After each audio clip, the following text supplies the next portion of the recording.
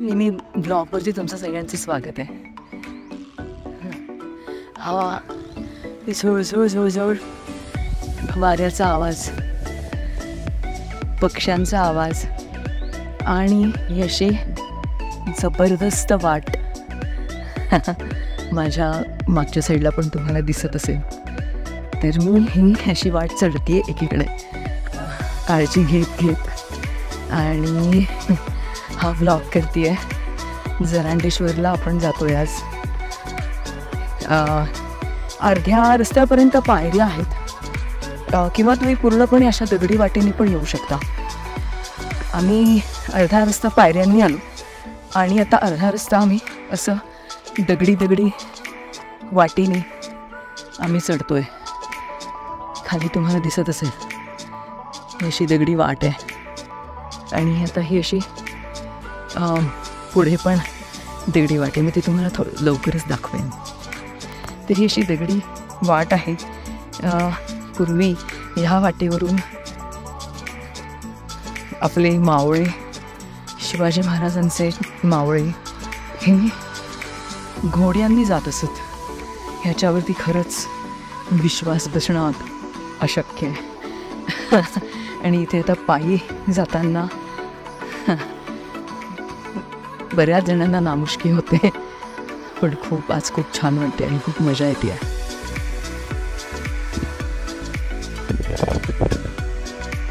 आणि माझ्या मागे तुम्हाला ही माझी नेहमीची वाट दिसते आहे आणि आपण आता पुढे जातो आहे. तुम्हाला मी म्हणाले होते अशी कोवळी अशी पानं आली आहेत झाडाला, हे तुम्ही पाहू शकता. हे बघा,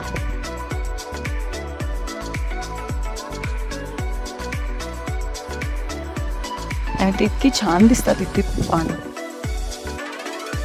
याची पानं बघत, वनस्पती बघत, फुलं बघत, पक्ष्यांचा आवाज ऐकत, बारीकसा असा जो पावसाचे असे तुषार जे येतात आहेत अंगावर, त्याच्याने एक वेगळंच वातावरण निर्माण झालं आहे.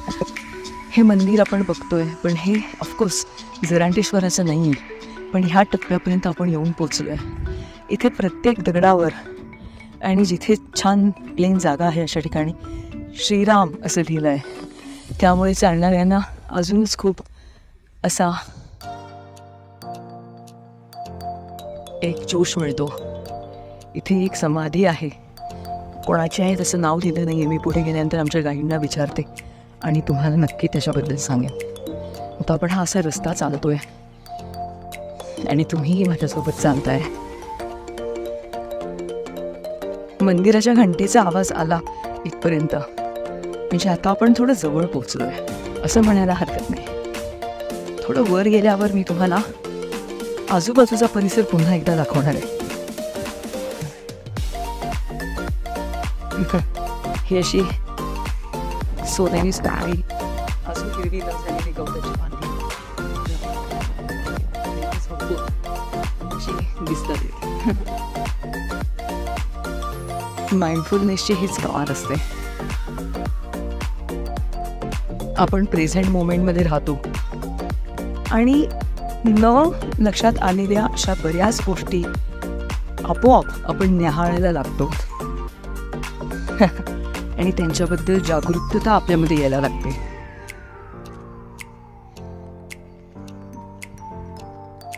कोणत्याही प्रकारचं जजमेंटल असणं तिथे अपेक्षित नसतं की हे असंच काय ते तसंच काय, याच्याबद्दल आपल्याला काही देणं घेणं नसतं. आणि आपली एक अशी मानसिक प्रक्रिया सुरू असते जिच्यातून आपण नवीन नवीन गोष्टी बद्दलचा अभ्यास हा कन्झ्युम करतो, शिकतो आणि पुढे जातो. ही फुलं तर मी नेहमीच पाहते, पण या फुलांचा हा रंग या उजेडात जो दिसतोय तो खूपच सुंदर आहे. आणि हे अमोनिया पोमोनिया आम्ही त्यांना लहानपणी म्हणायचो आणि ते लागतात पण खूप छान. ही अशी काळी फळं ती आम्ही लहानपणी खायचो. तर आता आपण जाऊया पुढे आणि आपण जरांडेश्वरापर्यंत जाऊया. आपण बरंच आता वर आलो आहे आणि तुम्हाला दिसतंय माझ्या पाठीमागे ते जरांडेश्वरचं मंदिर आहे.